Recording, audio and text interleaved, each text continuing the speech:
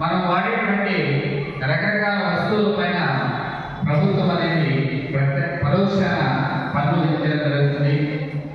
మరి ఈ పన్ను విధించడం ద్వారా ప్రభుత్వానికి ఆదాయం లభిస్తుంది.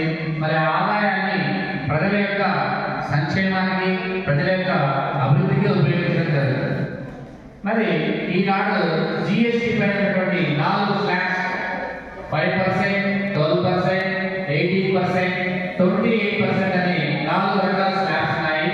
అంటే కొన్ని వస్తువుల పైన పన్ను ఉండదు, కొన్నింటిపైన 5%, కొన్నింటిపైన 12%, మరి కొన్నింటిపైన 18, 28 స్లాబ్లతో మనం వాడేటువంటి రకరకాల వస్తువుల పైన ఈ 4 రకాల స్లాబ్లలో జిఎస్టీని విధించడం జరిగింది.